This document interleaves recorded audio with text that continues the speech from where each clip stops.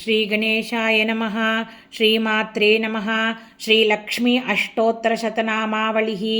ॐ प्रकृत्यै नमः। ॐ विकृत्यै नमः। ॐ विद्यायै नमः। ॐ सर्वभूतहितप्रदायै नमः। ॐ श्रद्धायै नमः। ॐ विभूत्यै नमः।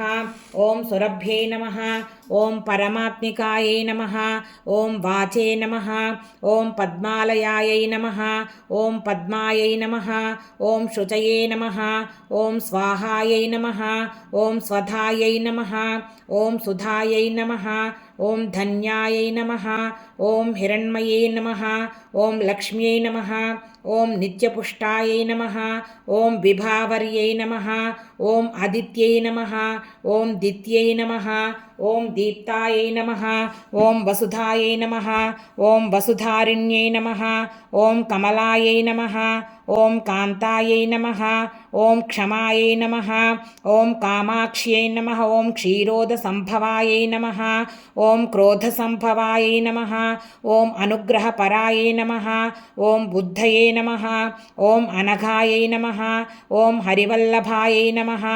ॐ अशोकायै नमः। ॐ अमृतायै नमः। ॐ दीप्तायै नमः। ॐ लोकशोकविनाशिन्यै नमः। ॐ धर्मनिलयायै नमः। ॐ करुणायै नमः। ॐ लोकमात्रे नमः। ॐ पद्मप्रियायै नमः। ॐ पद्महस्तायै नमः। ॐ पद्माक्ष्यै नमः। ॐ पद्मसुन्दर्यै नमः। ॐ पद्मोद्भवायै नमः। ॐ पद्ममुख्यै नमः। ॐ पद्मनाभप्रियायै नमः। ॐ रमायै नमः। ॐ पद्ममालाधरायै नमः। ॐ देव्यै नमः। ॐ पद्मिन्यै नमः। ॐ पद्मगन्धिन्यै नमः। ॐ पुण्यगन्धायै नमः। ॐ सुप्रसन्नायै नमः।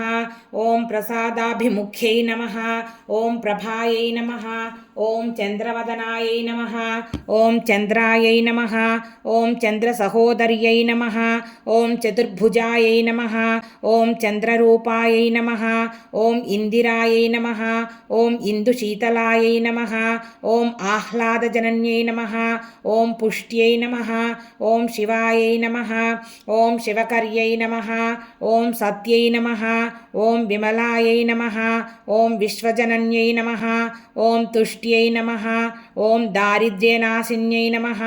ॐ प्रीतिपुष्करिण्यै नमः। ॐ शान्तायै नमः। ॐ शुक्लमाल्याम्बरायै नमः।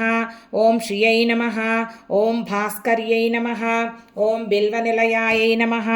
ॐ वरारोहायै नमः। ॐ यशस्विन्यै नमः। ॐ वसुन्धरायै नमः। ॐ उदाराङ्गायै नमः। ॐ हरिण्यै नमः। ॐ हेममालिन्यै नमः। ॐ धनधान्यकर्यै नमः। ॐ सिद्धये नमः। ॐ स्त्रैणसौम्यायै नमः। ॐ शुभप्रदायै नमः। ॐ नृपवेश्मगतानन्दायै नमः। ॐ वरलक्ष्म्यै नमः। ॐ वसुप्रदायै नमः। ॐ शुभायै नमः। ॐ हिरण्यप्राकारायै नमः। ॐ समुद्रतनयायै नमः। ॐ जयायै नमः। ॐ मङ्गलादेव्यै नमः। ॐ विष्णुवक्षस्थलस्थितायै नमः। ॐ विष्णुपत्न्यै नमः। ॐ प्रसन्नाक्ष्यै नमः। ॐ नारायणसमाश्रितायै नमः।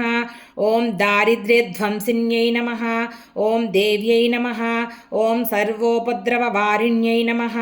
ॐ नवदुर्गायै नमः। ॐ महाकाल्यै नमः। ॐ ब्रह्मविष्णुशिवात्मिकायै नमः। ॐ त्रिकालज्ञानसम्पन्नायै नमः।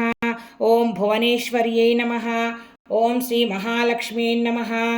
सर्वं శ్రీమాతృచరణారవిందార్పణమస్తు.